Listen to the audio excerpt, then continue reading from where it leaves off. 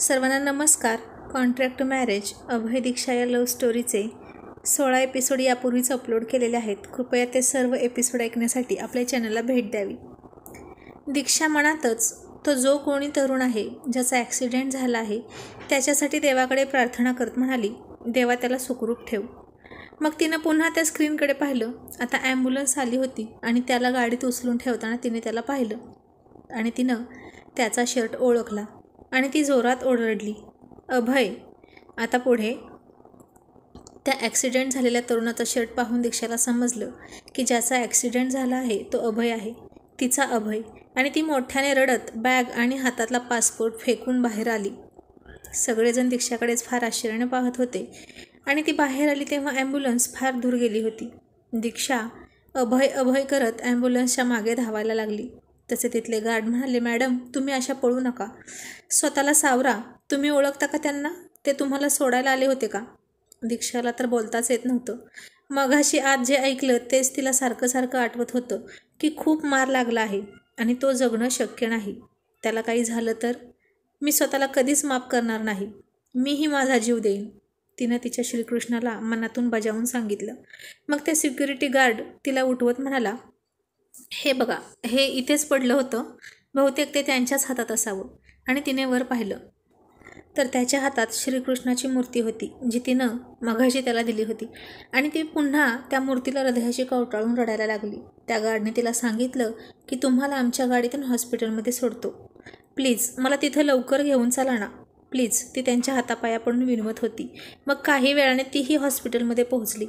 अभय ऑपरेशनच्या खोलीत होता. रक्त खूप गेलं होतं. दीक्षाच्या डोळ्यातून अखंड पाण्याच्या धारा वाहू लागल्या. हातात श्रीकृष्णाची मूर्ती होती. ती विचार करत होती, हे काय होऊन बसलं? कोणाला सांगू, कसं सांगू?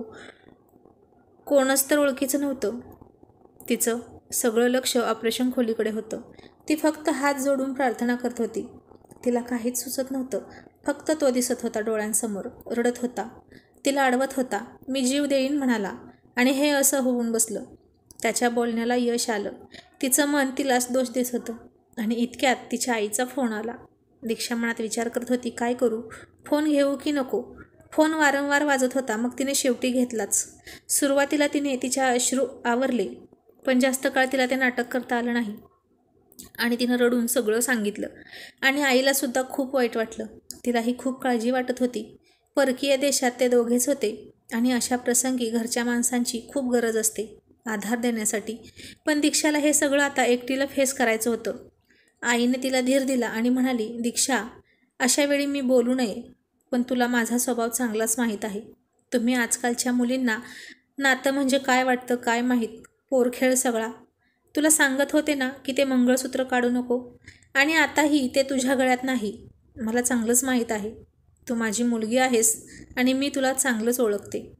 तुमचा या सगळ्या गोष्टीवर विश्वास नसतो, पण तरीही त्याला जर काही झालं तर पुन्हा मी तरी तुला कशाला सांगू की मंगळसूत्र घाल म्हणून?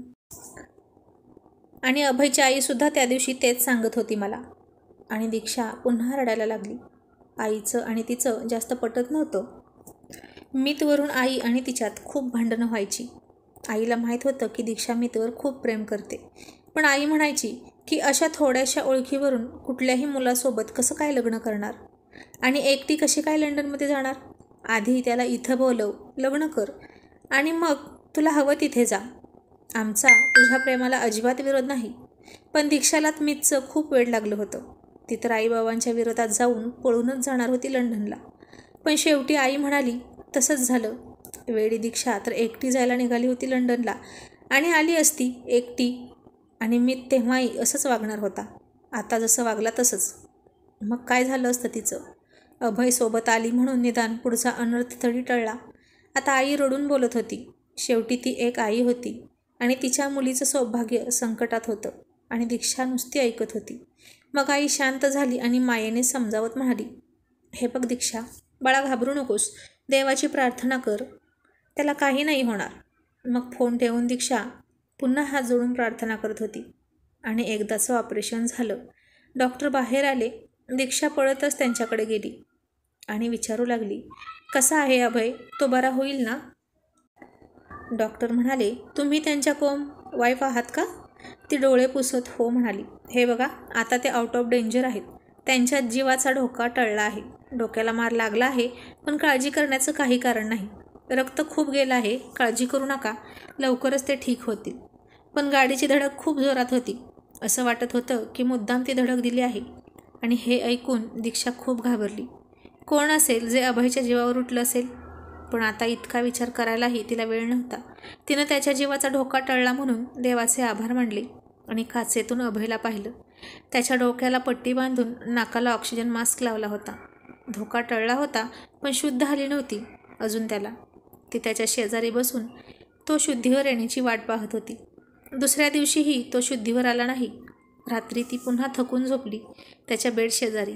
तिचाही चेहरा खूप सुकलेला होता. रडून रडून डोळे खोल गेले होते. ती त्याचा हात हातात घेऊन म्हणाली, अभय, चुकलं रे माझं, मला माफ कर. तू शुद्धीवर ये ना. तुला काही झालं तर मीही नाही जगणार. मी आयुष्यभर स्वतःला माफ नाही करू शकत. मी घरच्यांना तरी काय सांगू? सगळ्यांचा जीव तुझ्यात अडकला आहे. असं म्हणून तिने त्याचा हात हातात घेतला आणि रडत रडतच तशीच झोपली. आणि पहाटे पहाटे त्याची हालचाल व्हायला सुरुवात झाली.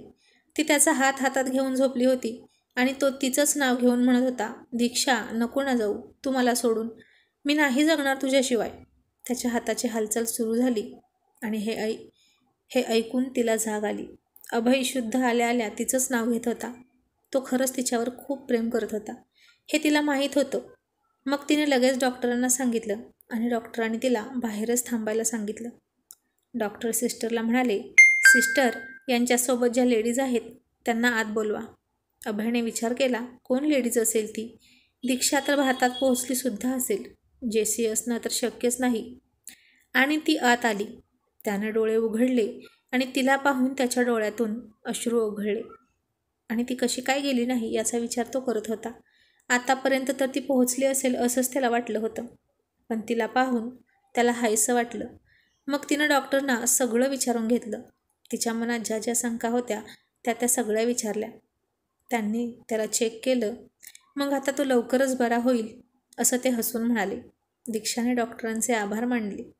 आणि आता आजची सकाळ अभय आणि दीक्षासाठी खूप प्रसन्न झाली होती. दीक्षा अजून इथेच आहे म्हणून अभयचा अर्धा आजार पळून गेला होता आणि अभय सुखरूप आहे हे पाहून दीक्षा खूप सुखावली होती. दीक्षाने अभयसाठी नाश्ता आणला. अभय म्हणाला, दीक्षा, तू का गेली नाहीस?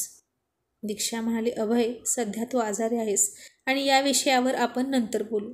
आता तू नाश्ता कर, औषध घ्यायचं आहे. अभयनं गुपचूप नाश्ता केला. डोक्याला फक्त मार लागला होता आणि एका पायाला थोडं फ्रॅक्चर होतं आणि हाताला सुद्धा. आणि अभयला हातपाय हलवला की वेदना होत होत्या. आणि इतक्यात अभयच्या आईचा फोन दीक्षाच्या फोनवर आला. आता काय सांगायचं हा विचार ती करत होती. पण त्यांना अभयच्या ॲक्सिडेंटबद्दल कळलं असेल की नाही? आईने त्यांना सांगितलं तर नसेल ना, म्हणूनच इतक्या सकाळी फोन आला आहे असं तिला वाटलं. आणि मग दीक्षाने व्हिडिओ कॉल न घेता वेगळा कॉल केला. कारण व्हिडिओ कॉलमध्ये अभयच्या जखमा दिसल्या असत्या, हॉस्पिटल दिसलं असतं. दीक्षा अभयसोबतच घरच्यांच्या मनाची सुद्धा खूप काळजी घेत होती. आणि फोन घेऊन म्हणाली, आई बोला ना. आई काळजीने म्हणाली, अगं दीक्षा, अभयचा फोन कुठे आहे गं? आणि अभय कुठे आहे? फोनच उचलत नाही. आणि मग अभयच्या लक्षात आलं की फोन तर गाडीतच आहे आणि गाडी एअरपोर्टवर आहे. आणि मग दीक्षा म्हणाली, आई, अभय आहे इथेच. अभयसुद्धा असंच बोलला. पण आईला अजून त्याच्या ॲक्सिडेंटबद्दल कळलं नव्हतं आणि अभय दीक्षाने सुद्धा काहीच नाही सांगितलं, उगाच ते काळजी करत बसतील म्हणून. आणि अभयला आई म्हणाली, अभय, ऐक ना रे बाळा, मकर संक्रांत येत आहे, सुवासिनींचा हा सण असतो. मला दीक्षासाठी एक छान साडी घ्यायची होती.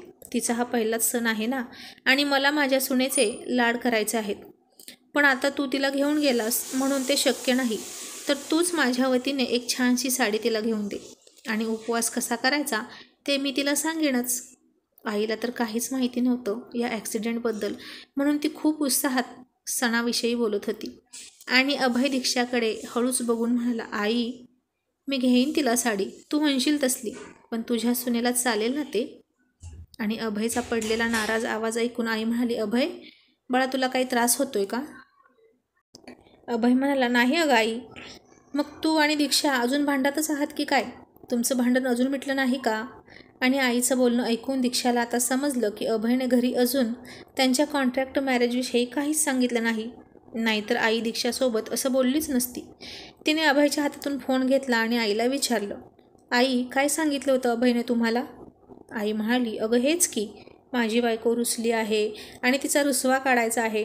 पहिल्यांदाच भांडली आहे तर मला आशीर्वाद दे, मी तिला पुन्हा पहिल्यासारखं करेन वगैरे वगैरे बोलत होता. दीक्षा, तुमचं भांडण अजून चालूच आहे का गं? आणि दीक्षा हसून म्हणाली, नाही आई, तसं असतं तर आम्ही दोघे एकत्र असतो का आता? आणि अभयच्या फोनचा डिस्प्ले गेला आहे म्हणून त्याला उचलता येत नाही. आणि आई म्हणाली, कधी त्याच्या फोनचा डिस्प्ले जातो, कधी तुझ्या फोनचा डिस्प्ले जातो. काय करता काय तुम्ही फोनसोबत? आता अभय आणि दीक्षाने एकमेकांकडे बघून जीभ चावली. मग आई म्हणाली, अभय, दीक्षा, अरे नवरा बायकोचं भांडण इतकं ताणणं बरोबर नाही. मान्य आहे की थोड्याशा भांडणानं प्रेम वाढतं, पण ते वेळीच मिटलं पाहिजे ना. जास्त ताणलं तर तुटतं आणि एकमेकांबद्दलची माया आटून जाते, कळलं? आणि आई दीक्षाला दटावून म्हणाली, आणि दीक्षा, माझा अभय जी साडी घेईल ती घालायची आणि मला फोटोसुद्धा पाठवायचे, समजलं? आणि दीक्षा नाईलाजाने हो म्हणाली. आणि हे ऐकून अभयला खूप छान वाटलं. आणि दीक्षाला हे समजलं की अभय खोटं बोलत होता, की घरच्यांना सगळं कळलं आहे त्यांच्या कॉन्ट्रॅक्ट मॅरेजविषयी. आता जेसीला कुठून तरी कळालं की अभयचा ॲक्सिडेंट झाला आहे. बहुतेक ती घरी गेली असावी आणि तिथूनच तिला कळलं असेल. पहिले 2-3 दिवस ती हॉस्पिटलमध्ये आली नव्हती, पण चौथ्या दिवशी मात्र गळा काढतच आली. आणि दीक्षा देखत मुद्दाम जास्त रडण्याचं नाटक करायला लागली. ओ अभय, काय झालं तुला बेबी? कसा आहेस तू? हा ॲक्सिडेंट कसा झाला? तुला काही झालं तर नाही ना? मला जसं कळालं तशी मी धावतच आले हॉस्पिटलमध्ये. आणि अभय मनात म्हणाला, नशीब माझं, स्वर्गात गेल्यावर आली नाहीस धावत हॉस्पिटलमध्ये. आणि इथे तरी यायची काय गरज होती? ही आली की दीक्षा माझ्यापासून दूर जाते आणि हिला माझ्यासमोर ढकलते. हिचं आणि दीक्षाचं काहीतरी बोलणं झालं असणार नक्कीच, म्हणूनच दीक्षा हिची साईड घेऊन बोलत असते.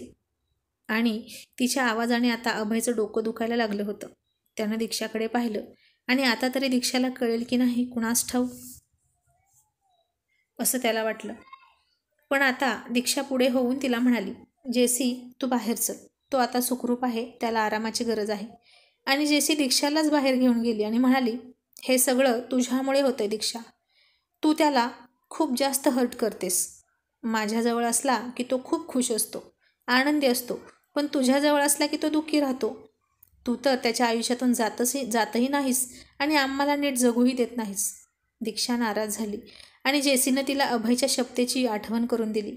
आणि दीक्षालाही कदाचित असंच वाटलं की मी शपथ मोडत होते, अभयकडे आकर्षित होत होते की काय, म्हणूनच अभयचं असं झालं. जेसीच्या बोलण्यात काय जादू होती कुणास ठाऊक. एकीकडे अभयही विरघळायचा आणि दुसरीकडे दीक्षासुद्धा तिच्या बोलण्यात अडकायची. तिच्या काव्यबाद डावांची अजून दोघांनाही कल्पना नव्हती. आणि जेसी दीक्षाला म्हणाली, तू तर भारतात निघाली होतीस ना, मग का परत आलीस? दीक्षा म्हणाली, मला अभयचा ॲक्सिडेंट झाला हे कळलं म्हणून मी आले. आणि जेसी म्हणाली, ठीक आहे, आता झालं तुझं काम, तू परत जाऊ शकतेस. मी सगळी तयारी करते, तुझ्या जाण्याची व्यवस्था करते. आणि दीक्षा हळू आवाजात म्हणाली, अगं जेसी, त्याची अवस्था तरी बघ, त्याला असं सोडून मी कसं जाऊ? कसं जाऊ म्हणजे? तो तुझा प्रश्न आहे की तू कसं जायचं. तुझा आणि त्याचा आता काहीच संबंध नाही, तो फक्त माझा आहे. Got it? Now get lost. चल निघ.